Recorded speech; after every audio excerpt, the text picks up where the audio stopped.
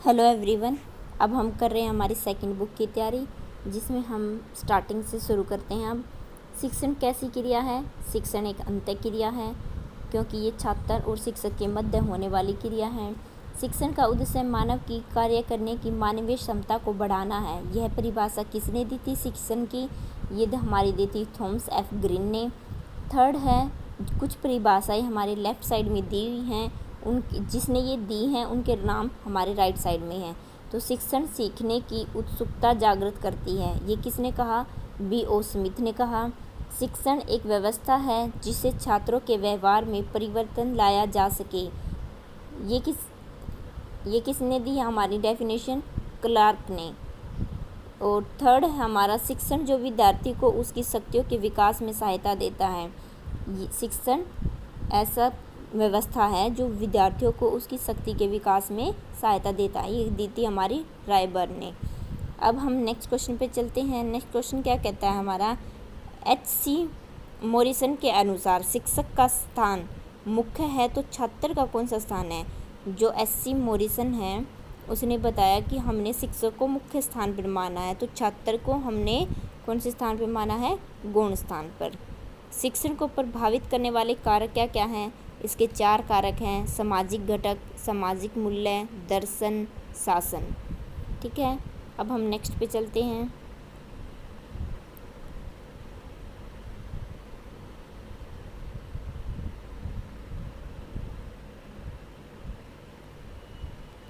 Next हमारा क्या है? शिक्षण की प्रकृति तथा उसकी विशेषताएं। जिस तरीके की ये है उसके लिए हमने छोटे छोटे पॉइंट्स में इसको लिख लिया है। सबसे पहले ये एक अंतः क्रिया है, ये बहुत सी क्रियाओं की व्यवस्था है, ये एक सामाजिक प्रक्रिया है, ये एक उद्देश्यात्मक क्रिया है, ये व्यावसायिक क्रिया है, औपचारिक तथा अनौपचारिक क्रिया है, अनुकूलन से अनुदेशन। इनको हम देख लो, एक बार समझ लेते हैं। अंतः क्रिया मतलब छात्र और स्टूडेंट के बीच होने वाली एक अंतः क्रिया है। बहुत सी क्रियाओं की व्यवस्था, जैसे सीखना, सिखाना, ये सारी क्रियाओं की व्यवस्था है। सामाजिक क्रिया, इससे हमारे समाज पे प्रभाव पड़ता है, पूरा समाज इसमें इन्वॉल्व होता है, इसलिए इसको सामाजिक प्रक्रिया बोला है। उद्देश्यात्मक क्रिया का मतलब यहाँ क्या है?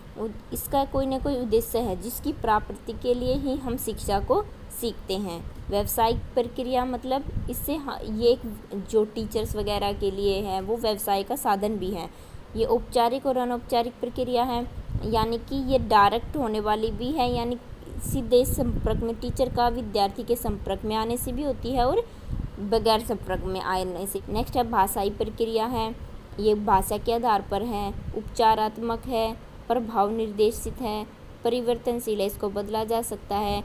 तर्क सम्मत, इसमें संश्लेषण, विश्लेषण और ये सब सम्मिलित है, इसलिए इसको तर्क सम्मत बोला जाता है। ये विकासात्मक है। और नेक्स्ट हमारा क्या है? विकासात्मक प्रक्रिया है ये हमारी त्रिध्रुवीय, अकॉर्डिंग टू एस ब्लूम। ये जो इस शिक्षण प्रक्रिया को त्रिध्रुवीय प्रक्रिया किसने बोला है? V.S. ब्लूम ने। ये हमें इम्पोर्टेंट पॉइंट हमारा याद रखना है। ये एक निर्देशन प्रक्रिया है, इससे व्यवहार में परिवर्तन होता है। विभिन्न प्रकार की क्रियाओं की एक संगठित प्रणाली है। शिक्षण का अवलोकन और विश्लेषण किया जा सकता है, इसको सीखा जा सकता है। शिक्षण कौशल से युक्त है, इसमें बहुत सारी कलाएं हमको सिखाई जाती है। ये किसने कहा है? हमारा जंगीरा और अजीत सिंह ने। हमारा 7th पॉइंट है, अकॉर्डिंग टू V.S. ब्लूम। शिक्षण के जो 3 ध्रुवीय प्रक्रिया के बारे में हमने बात की, वह 3 ध्रुव है क्या? सबसे पहला इसका है, शिक्षण का कुछ न कुछ उद्देश्य होता है, ये इसका पहला ध्रुव है। सेकंड ध्रुव क्या कहता है? अधिगम का अनुभव होता है, यानी कि इससे हम सीख पाते हैं। और थर्ड क्या है? छात्र के व्यवहार में परिवर्तन होता है, जैसे ही हम इसको सीखते हैं तो हम